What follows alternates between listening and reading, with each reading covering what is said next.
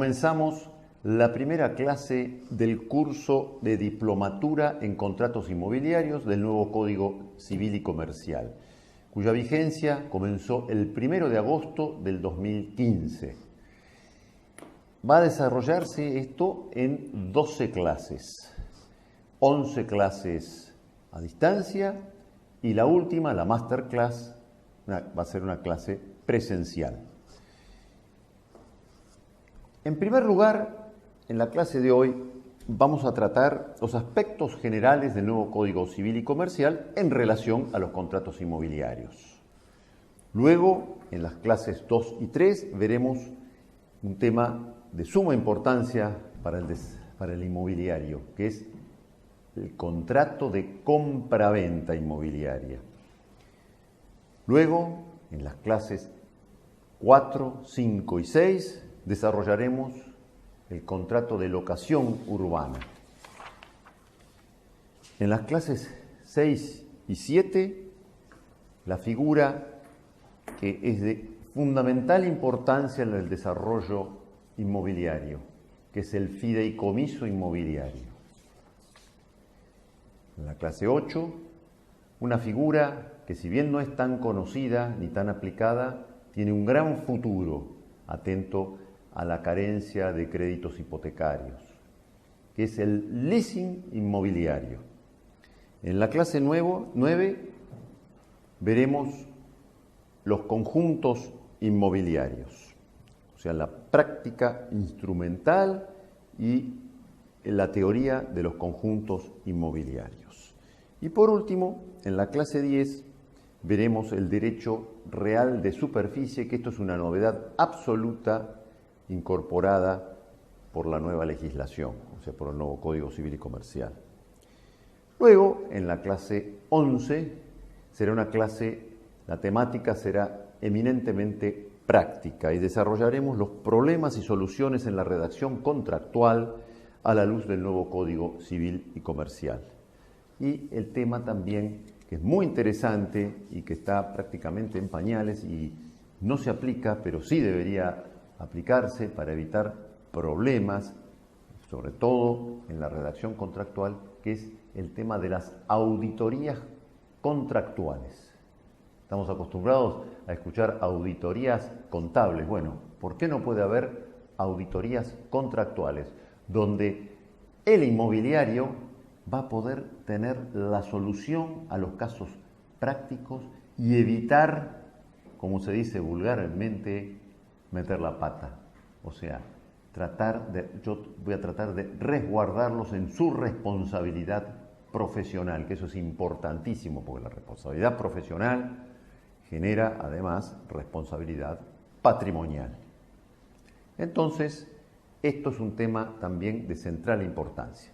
Y por último, la clase número 12 va a ser una clase presencial, una denominada Masterclass, donde me podrán hacer todas las preguntas, todas las sugerencias y va a haber un intercambio de opiniones, del cual nos vamos a nutrir todos, porque yo les voy a brindar la experiencia de 40 años en el ejercicio de la profesión y también yo me voy a nutrir de la experiencia de ustedes en la práctica diaria, a través de las preguntas y conceptos y consejos que podamos recibir mutuamente.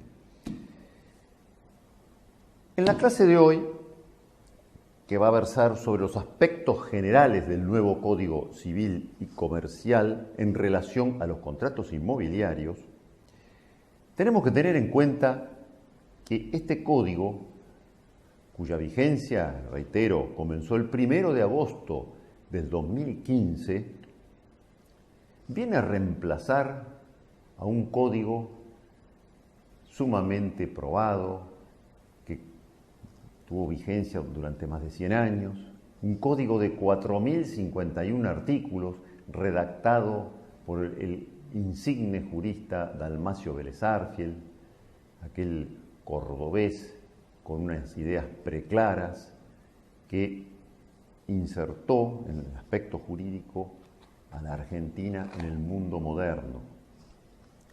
Recordamos que comenzó su redacción en 1869. Este fue un código de raíz romanista que se nutrió fundamentalmente del Código Civil francés, el denominado Código de Napoleón. Esto, además, tuvo otras fuentes, por supuesto, de otros códigos de la época, pero la fuente fundamental fue el Código Civil francés. Y ahí tenemos que las instituciones contenidas en ese código, bueno, fueron adaptándose a los cambios de la sociedad, porque el derecho no es algo estático, no es una ciencia estática, es una ciencia que evoluciona juntamente con la evolución de la actividad humana y con los negocios sobre todo. Entonces, obviamente, sufrió algunas reformas. La reforma fundamental fue la ley 17711, pero también sufrió agregados. Por ejemplo, en el año 1949, la ley 13512, la ley de propiedad horizontal, porque antes incluso el propio código no contemplaba la propiedad horizontal, pero el desarrollo de la sociedad hizo que fuera necesario insertar esa reforma en el código y admitir el instituto de la propiedad horizontal. Luego también tuvimos otros institutos, como por ejemplo el tema del fideicomiso, la ley 24441, que introdujo además también la primera legislación en materia de leasing en la Argentina.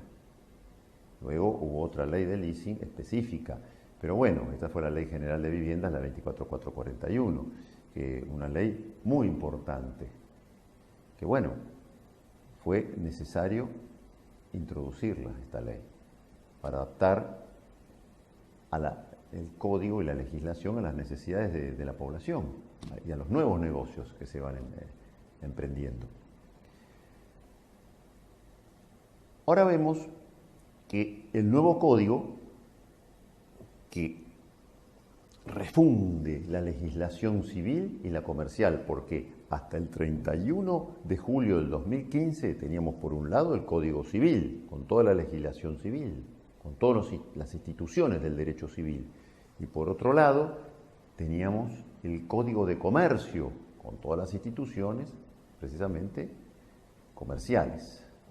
Entonces, siguiendo la moderna legislación, especialmente europea, se decidió unificar ambas legislaciones, o sea, la legislación civil y la comercial. ¿Por qué? Porque hay muchos institutos que se repiten. En la locación, por ejemplo, está la locación civil y la locación comercial. En la fianza está la fianza civil y la fianza comercial. En la compraventa está la compraventa civil y la compraventa comercial. Es decir, cada uno de estos códigos trataba estos temas. Entonces, esto se refundió, se unificó en un solo código. Por eso es el código de la unificación. Es el código civil y comercial. En consecuencia, también se abreviaron también los artículos. ¿Por qué? El código de Vélez-Sarsfield, pensemos solamente en el Código Civil, contenía 4.051 artículos. En cambio, este nuevo código, que refunde ambas legislaciones, la civil y la comercial, contiene 2.671 artículos. Obviamente, han quedado algunas cuestiones en el tintero, porque cuando se resume tanto, a veces quedan algunas situaciones no legisladas, que a lo mejor que estaban legisladas en el código anterior y en el nuevo no. Bueno, eso será tarea de la jurisprudencia, ir adaptando, y también posiblemente de alguna futura reforma que es necesaria. En algunos aspectos es necesaria una futura reforma de este código, porque tal vez no tuvo el suficiente debate legislativo y hubo omisiones. Después las vamos a ver en el desarrollo de las clases. Pero en la clase de hoy vamos a ver fundamentalmente la aplicación. Primero, son varios los temas. El primero y fundamental, ¿qué pasa con los contratos en curso de ejecución, suscriptos antes de la vigencia del nuevo código? Un contrato suscripto, por ejemplo, pongamos un caso muy simple, un contrato de locación suscripto en el mes de mayo del 2015. Bueno, a partir del 1 de agosto del 2015, ese contrato va a estar sometido al nuevo código. Pero en algunos aspectos se le va a aplicar la nueva legislación y en otros aspectos no. Y la solución nos la da un artículo que, si bien no está perfectamente redactado, sin embargo es muy importante. Y lo vamos a leer porque acá es conveniente la precisión terminológica y la precisión de los conceptos. Entonces vamos a ver que el artículo 7 del nuevo código establece la eficacia, se refiere a la eficacia temporal, o sea, si se aplica o no se aplica el código nuevo en un contrato en curso de ejecución. Y así establece que a partir de su entrada en vigencia, las leyes se aplican a las consecuencias de las relaciones y situaciones jurídicas existentes. Las leyes, como principio, no tienen efecto retroactivo, ese es el principio general, sean o no de orden público, excepto disposición en contrario. O sea, la norma general es que las leyes no son retroactivas. Sin embargo, expresamente, como excepción, puede establecerse la retroactividad de la ley. La retroactividad establecida por la ley, continúa diciendo el artículo 7, no puede afectar derechos amparados por garantías constitucionales. Por ejemplo, no puede violar el derecho de propiedad, la garantía del artículo 17 de la Constitución Nacional. Las nuevas leyes supletorias no son aplicables a los contratos en curso de ejecución. Bueno, esto es un tema fundamental y no hay que tomarlo a la ligera. ¿Por qué? Porque las leyes se dividen en leyes de orden público y las leyes que no son de orden público, como son las leyes supletorias, o sea, denominadas supletorias, porque suplen la voluntad de las partes. El tema es así, las normas de orden público no pueden ser variadas ni derogadas por la voluntad de las partes, porque eso es nulo de nulidad absoluta. Por más que en un contrato pongamos que determinada norma de orden público no será aplicada a este contrato y que las partes están de acuerdo en ello, eso no es válido. Se aplica la norma de orden público.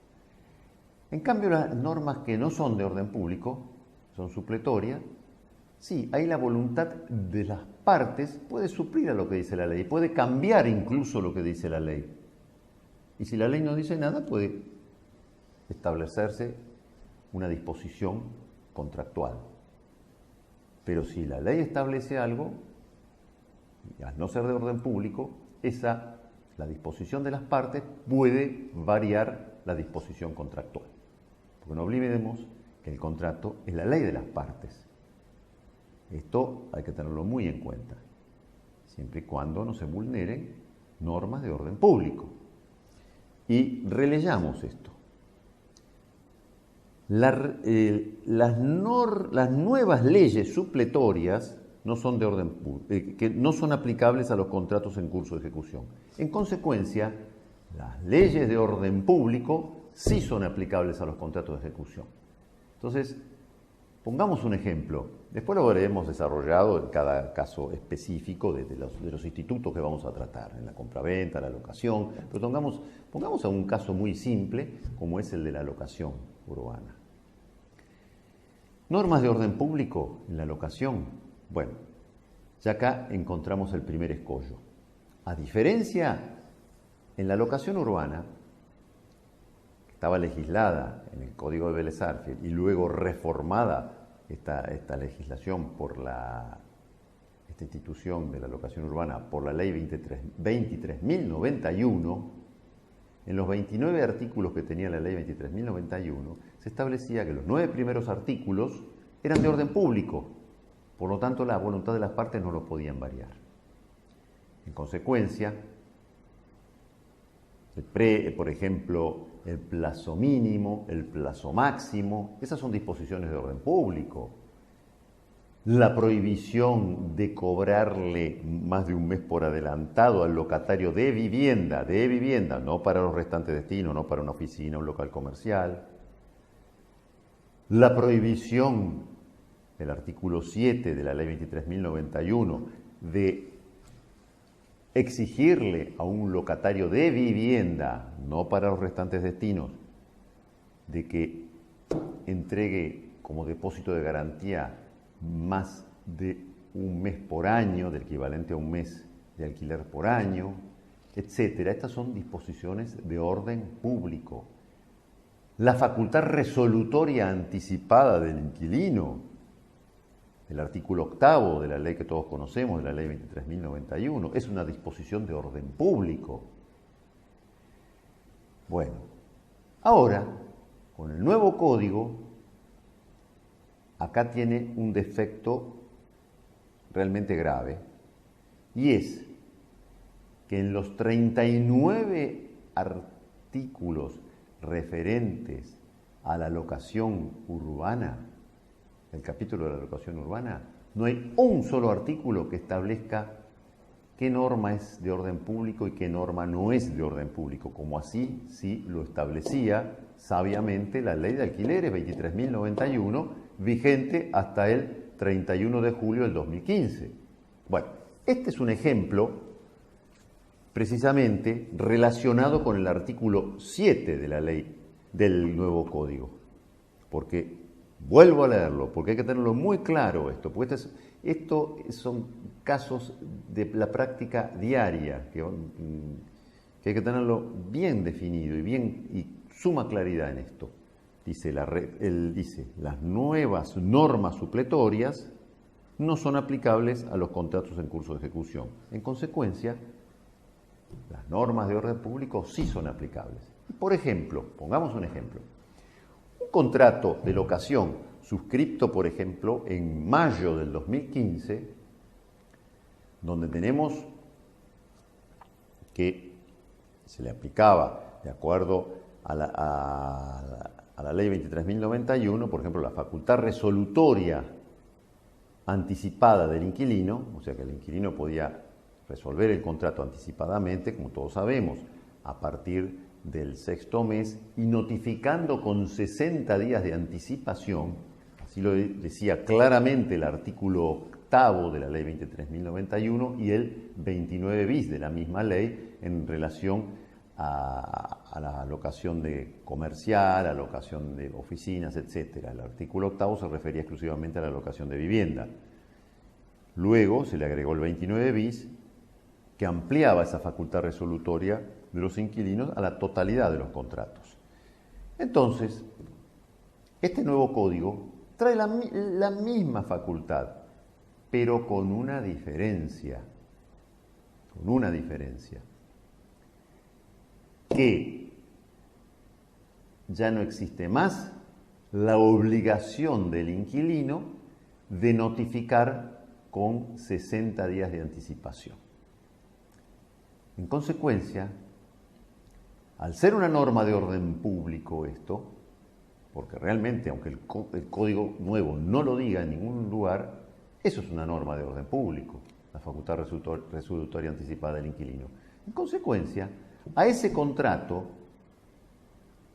sin embargo, si bien por la ley 23.091 el inquilino tenía que notificar con 60 días de anticipación, hoy, con el nuevo código, y al ser esa una disposición de orden público, también del nuevo código, el inquilino no tiene la obligación de notificar con 60 días de anticipación la resolución del contrato al locador. aunque el contrato fuera realizado antes de la vigencia del nuevo código, o sea, bajo la vigencia de la ley 23.091, donde sí el inquilino tenía obligación de notificar con 60 días de anticipación. En consecuencia, al no ser una norma supletoria, la disposición del nuevo código, equivalente a la del artículo 8 de la ley 23.091, es una norma de orden público y por lo tanto el inquilino ahora, con el nuevo código, aunque se trate de un contrato anterior, entre comillas un contrato viejo, puede resolver anticipadamente después del sexto mes, a partir del sexto mes mejor dicho, se ha vencido el sexto mes, sin el preaviso de 60 días. Ejemplo práctico, un inquilino perfectamente puede notificarle al locador el día 25 del mes en curso y decirle, me voy el primero entrego las llaves y la restitución de la tenencia del inmueble, primero el mes siguiente. Antes, con la ley 23.091, eso no lo podía hacer el inquilino, tenía que notificar con 60 días de anticipación. Hoy sí lo puede hacer, aunque se trate de un contrato anterior a la vigencia del nuevo código. ¿Por qué? Porque es una disposición de orden público. Esto es un ejemplo, hay muchísimos más, pero para que ustedes tengan noción de cuándo se aplica las disposiciones del nuevo código a los contratos en curso de ejecución. Esto es de práctica diaria y me parece que es muy interesante tenerlo en cuenta. Entonces, reitero, se aplican las disposiciones del nuevo código a los contratos anteriores a la vigencia del mismo si se trata de normas de orden público, disposiciones de orden público que las partes no pueden cambiar. Bueno, esto está tratado en el artículo 12 del nuevo código, que son las disposiciones de orden público. Pero vamos a seguir un orden lógico, y ahora que ya tenemos en claro sobre el tema de la aplicación del nuevo código a los contratos en curso de ejecución, o sea, si se aplican o no se aplican, y qué disposiciones se aplican y cuáles no, vamos a pasar a los principios básicos de la legislación en materia inmobiliaria del nuevo código. Cuando uno redacta un contrato de locación, primero, es decir, el contrato es un acuerdo de voluntad de las partes que se plasma precisamente en un contrato, en un instrumento escrito. Pero ya basta la voluntad de las partes para llevar a cabo esa negociación que luego la plasmarán en un contrato por escrito. Entonces, acá lo que es importante y juega un rol fundamental en las negociaciones, y eso ténganlo en cuenta ustedes en las negociaciones inmobiliarias, ya sea en una compraventa, en un fideicomiso, por supuesto, en una locación, las negociaciones previas tienen que ser realizadas de buena fe, porque este código le da una importancia fundamental al principio de buena fe contractual. También en el Código de Vélez-Sarsfield, pero en este está justamente en los primeros artículos, en el artículo 9. Y vamos a leerlo, a ver de qué se trata. Dice así, principio de buena fe. Les quiero advertir que este código tiene algo que es muy, pero muy bueno, que cada artículo está titulado, tiene un título, cosa que el Código de Vélez-Sarsfield no lo tenía. Y esto nos ayuda muchísimo a ubicar los temas. Entonces, por ejemplo, el artículo 9 dice, principio de buena fe. ¿Y esto qué está? Dentro del capítulo del ejercicio de los derechos de las partes, de los contratantes. Y dice así, los derechos deben ser ejercidos de buena fe. O sea, los derechos que cada parte tiene en un contrato tienen que ser ejercidos de buena fe. porque si no, ya de entrada, cuando hay mala fe, ya de entrada tenemos un vicio en la voluntad, ese contrato ya está viciado y podemos tener problemas futuros. O sea, siempre hay que actuar de buena fe. Porque no olvidemos que cuando se viola el principio de la buena fe, será la justicia la que va a reparar eso y va a sancionar a la parte de mala fe. Por supuesto, vendrán los juicios de daños y perjuicios, etc. Entonces, siempre hay que actuar de buena fe. Luego, tenemos otra novedad. Si bien en la redacción original del Código de Vélez-Sarsfield no existía esa disposición, sin embargo, cuando fue reformado en el año 1967 por la ley 17711, se estableció el principio del abuso del derecho. Es una institución que no es tan antigua, ya venía del derecho europeo, pero rige entre nosotros ya en el artículo 1071 del Código de Vélez-Sarsfield. Bueno, acá, para que tomemos conciencia de la importancia de lo que es el abuso del derecho, o sea, cuando una parte ejerce abusivamente su derecho en detrimento de la otra, fíjense que está también en el comienzo, en los artículos fundamentales del Código. Y es el artículo, precisamente el artículo 10 del nuevo Código.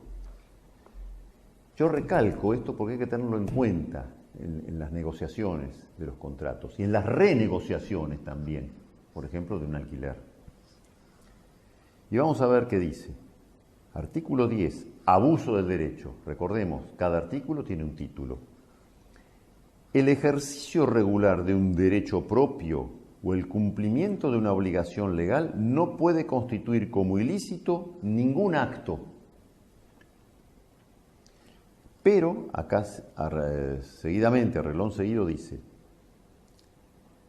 la ley no ampara el ejercicio abusivo de los derechos.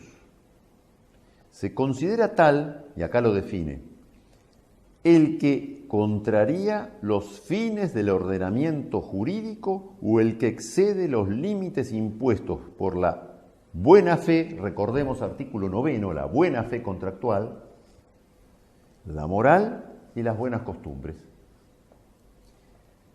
Obviamente que, por ejemplo, la moral y las buenas costumbres, esos principios, van cambiando con el tiempo. Lo que a lo mejor hace 80 años atrás era considerado inmoral, hoy no lo es. ¿Por qué? Porque la sociedad va evolucionando. Y los conceptos de moral y de buenas costumbres van cambiando y van evolucionando con el desarrollo de la sociedad.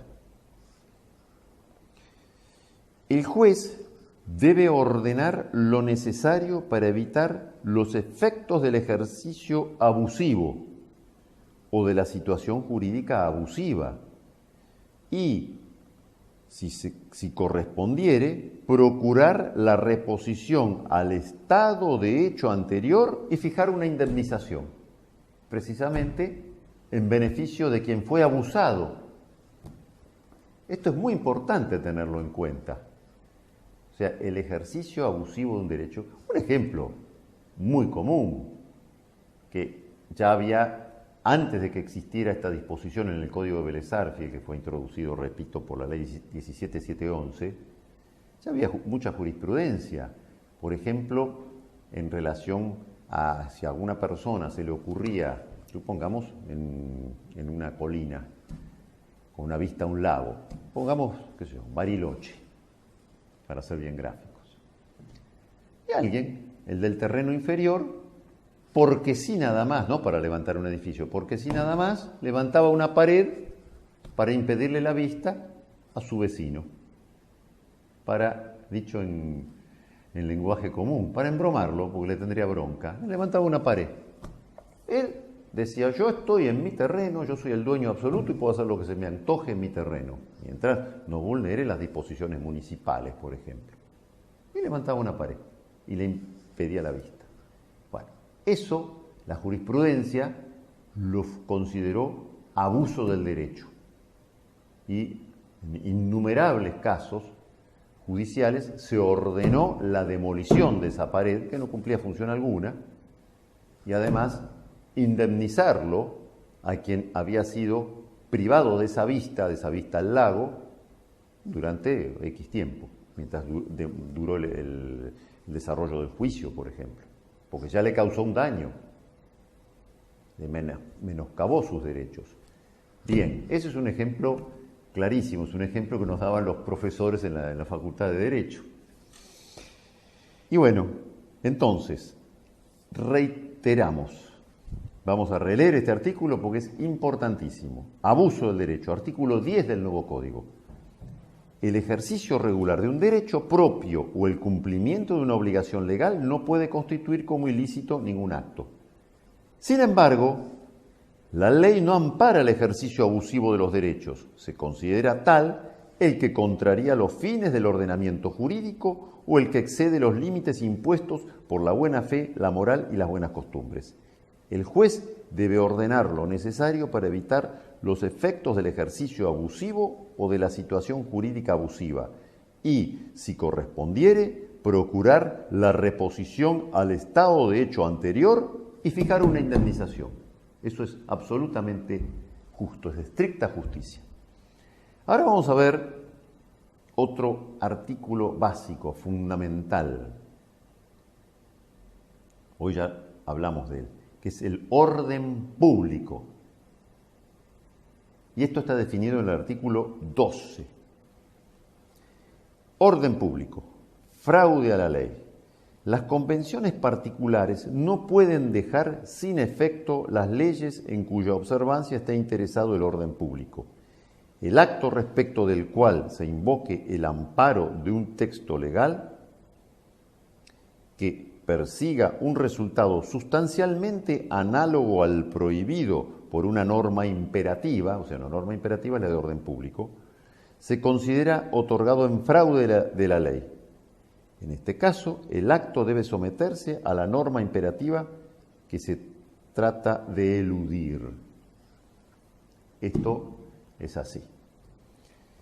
Me remito a lo que explicamos antes sobre el tema del orden público.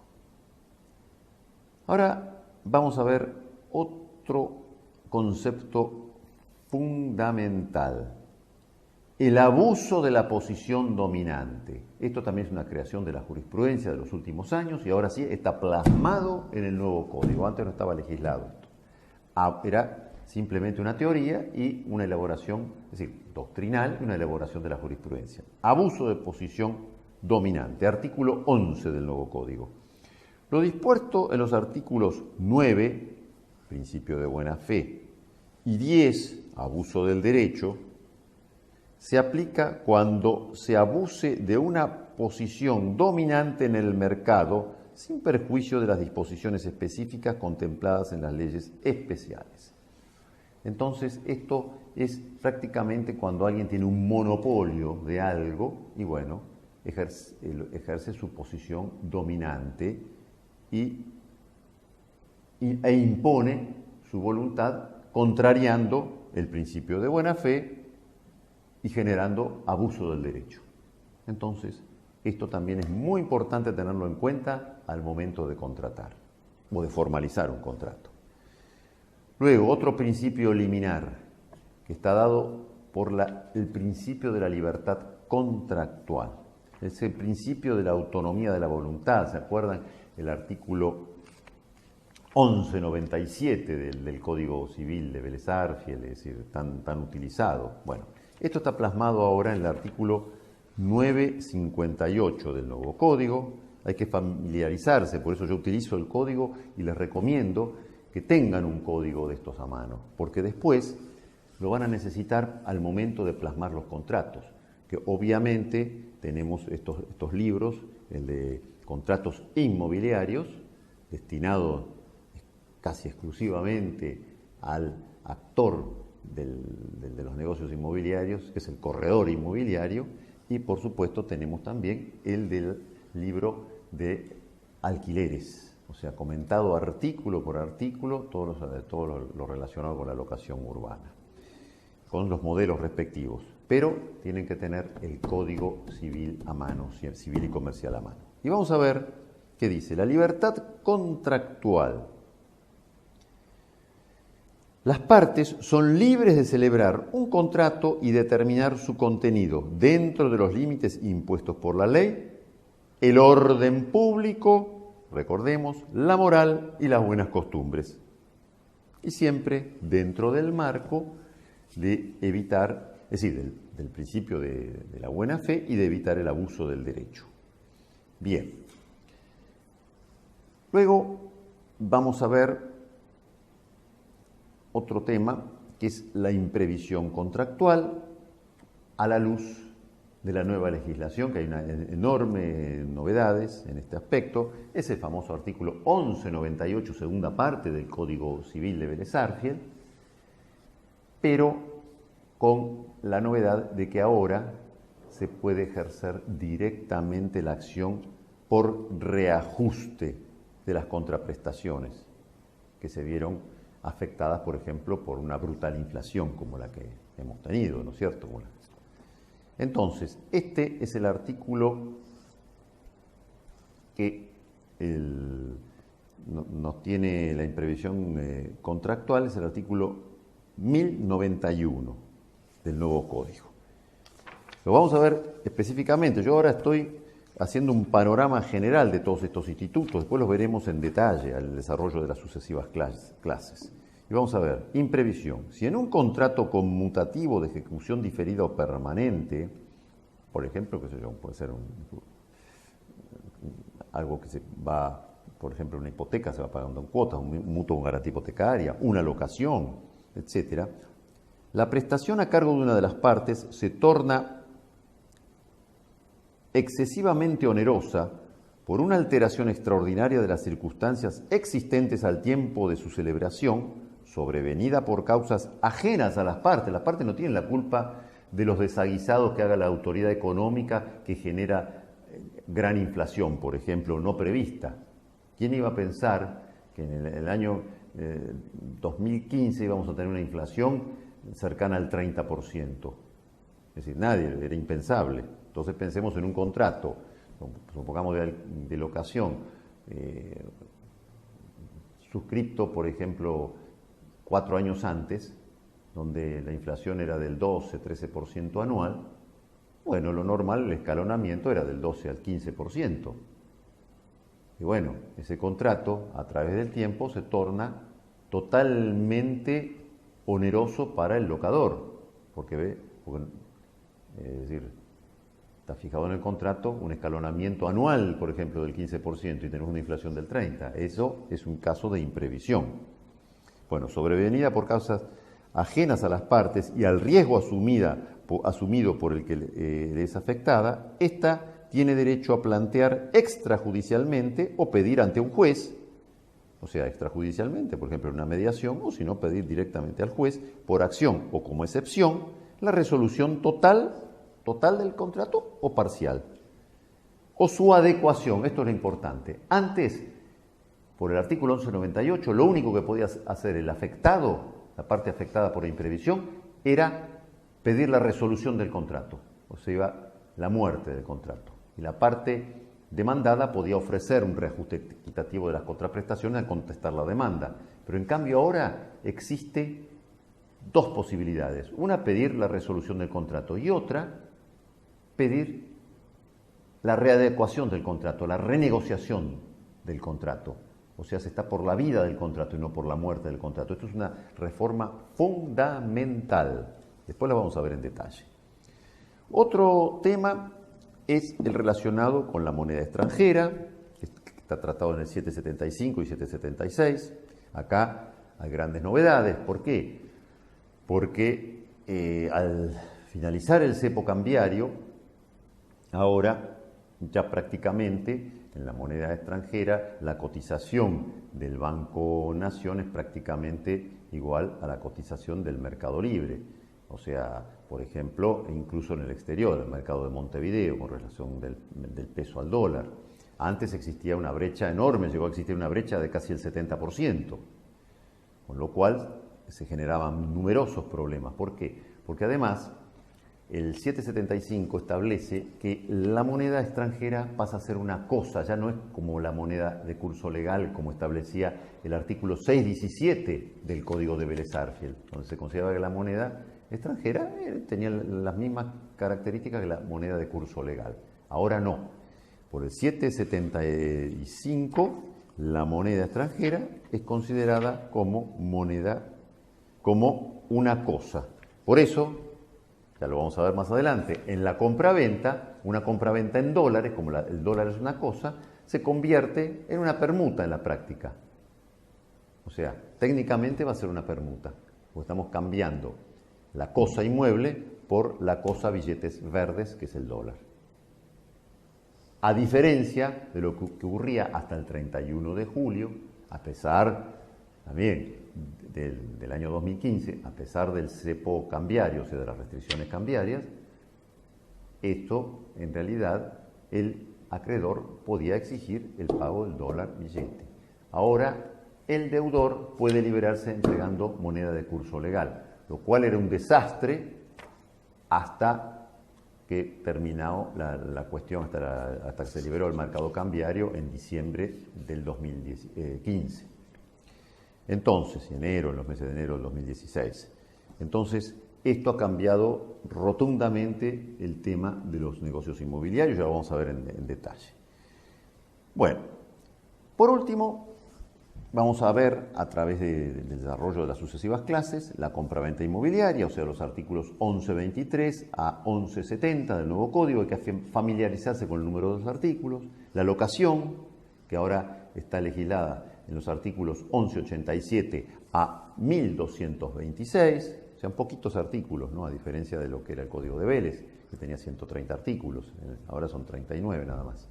El fideicomiso inmobiliario, que es del artículo 1666 al 1689, el leasing inmobiliario, que es del 1227 al 1250, antes no estaba incorporado al código ni el civil ni el comercial, había una ley específica de leasing. Ahora está incorporada esta institución del leasing inmobiliario al nuevo código. Luego también los conjuntos inmobiliarios, me refiero a los clubes de campo, los barrios cerrados, los barrios privados, los parques industriales, los parques náuticos. Esto está legislado, tiene legislación específica, antes no la tenía. Se le aplicaba por analogía, en algunos casos, la ley de propiedad horizontal. Ahora sí se le aplican las disposiciones de la propiedad horizontal, taxativamente. Y esto está contemplado en los artículos 2073 a 2086. Y por último, la novedad absoluta, que es el derecho real de superficie, está contemplado, que esto no estaba contemplado en el código, sí había una ley específica de superficie forestal, que es del artículo 2114 a 2128, y acá, antes de finalizar, me voy a detener porque ustedes tendrán curiosidad de saber de qué se trata, entonces vamos a verlo directamente. Es el artículo 2114, que establece, es el concepto, les voy a leer el concepto. El derecho de superficie es un derecho real, temporario, plazo máximo son 75 años, eso lo establece más adelante, que se constituye sobre un inmueble ajeno que otorga a su titular la facultad, o sea, al titular, al superficiario, al titular del derecho de superficie, la facultad de uso, goce y disposición material y jurídica del derecho de plantar, forestar o construir. Hasta ahora lo que podía hacer era forestar, ahora es construir, o sea, puede construir un edificio. O sobre lo plantado, forestado o construido en el terreno, el vuelo o el subsuelo, según las modalidades de su ejercicio y plazo de duración establecido en el título suficiente para su constitución y dentro de lo previsto en este título de las leyes especiales. Bueno, con esto quiero cerrar esta charla para reflexionar que previo ahora a las demás a los demás módulos, tenemos que tener muy en cuenta y sentar las bases, por eso me referí a los artículos básicos, a las disposiciones básicas, a lo básico de este código, que son los principios de cómo se aplica este código en los contratos en curso de ejecución, al principio de buena fe, al principio del abuso del derecho, al principio del abuso de posición dominante, al orden público, a la libertad contractual, en fin, a todos estos conceptos que son liminares, conceptos que hay que tener en cuenta al momento de aunar las voluntades para concretar un contrato, que por supuesto tiene que quedar plasmado por escrito y teniendo en cuenta todas las posibilidades, o la mayoría de las posibilidades que puedan surgir, sobre todo en los contratos que se desarrollan a través de los años, de mucho tiempo. Entonces, con esto vamos a poder realizar una correcta redacción contractual y también estar a salvo de lo que se denomina, que está a la orden del día hoy, las malas praxis contractuales, las malas praxis en el ejercicio de la profesión del corredor inmobiliario, que generan graves, es decir, responsabilidades y además responsabilidades patrimoniales, porque terminan en indemnizaciones si las partes están afectadas, se ven afectadas. Entonces, los invito a escuchar y a ver, me van a aguantar a mí en la próxima clase. Muchas gracias.